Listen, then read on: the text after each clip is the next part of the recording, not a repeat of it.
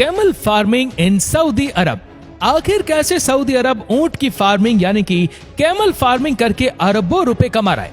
आज हम सऊदी अरब के एक ऐसे फार्म के बारे में बात करेंगे जहां पर लाखों ऊंटों की फार्मिंग की जाती है। ये इतना बड़ा फार्म है कि वर्तमान में यहाँ लगभग 1000 से भी ज्यादा कर्मचारी कार्यरत है, जिनका काम ऊंटों की देखभाल से लेकर दूध निकालना और अन्य चीजें तैयार करना है। सऊदी अरब में ऊंटनी के दूध के उत्पादन की शुरुआत की काफी पुरानी कहानी है।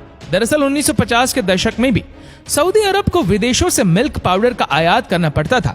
इसलिए सऊदी अरब ने सोचा क्यों ना ऊंटनी के दूध का उत्पादन अपने ही देश में किया जाए।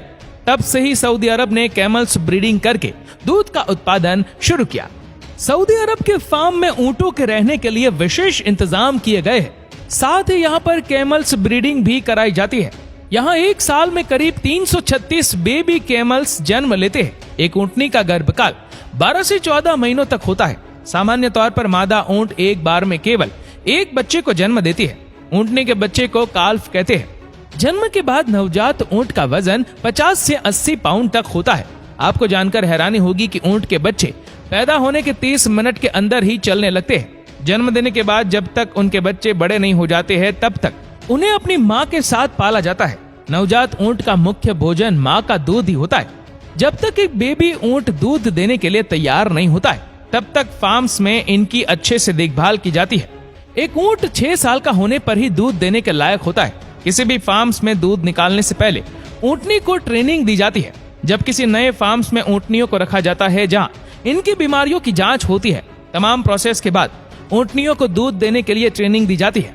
यहाँ फार्म्स में एक ऊंटनी 10 लीटर दूध का उत्पादन करती है। आमतौर पर एक ऊंटनी दिन में 2 बार दूध देती है, लेकिन यहाँ फार्म्स में मशीनों की मदद से 3 बार ऊंट का दूध निकाला जाता है। दूध निकालने के लिए ऊंटनियों को एक एक करके फार्म्स के मिल्क प्रोसेसिंग एरिया में लाया जाता है। फिर पंप की मदद से दूध को निकालकर मशीनों में स्टोर करते हैं। यहाँ लगभग 40 लाख लीटर ऊंटनी के दूध का उत्पादन होता है। अन्य दूध के मुकाबले ऊंटनी का दूध काफी महंगा होता है। इसके 1 लीटर दूध के लिए 2000 से 2500 रुपए के आसपास चुकाने होते हैं। जब यहाँ केमल से दूध निकालने का कार्य पूरा हो जाता है तो ऊंटनियों को वापस बाहर छोड़ दिया जाता है। दूध निकालने के बाद ऊंटनी के दूध से यहाँ तमाम डेयरी प्रोडक्ट्स बनाए जाते हैं। इसके अलावा यहाँ ऊंट के दूध से शैम्पू और साबुन भी तैयार किए जाते हैं।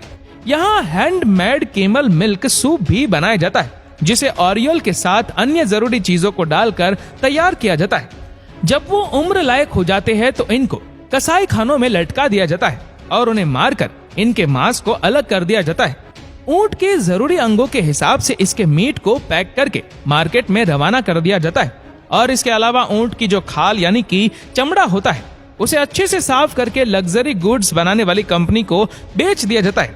फिर वो बड़ी बड़ी कंपनियां ऊंट की खाल से जूते, पर्स, बेल्ट और बैग बनाकर उन्हें महंगे दामों पर बेचते हैं।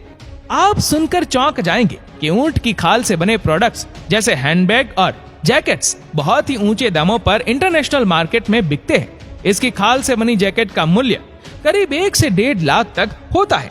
अगर इनके मीट के दामों की बात करें तो इसका मीट 500 से 600 रुपए किलो तक बिकता है। आपको ये जानकर हैरानी होगी कि पूरी दुनिया में हर साल 4 मिलियन ऊंटों का वध किया जाता है, जिसमें सऊदी अरब पहले नंबर पर है।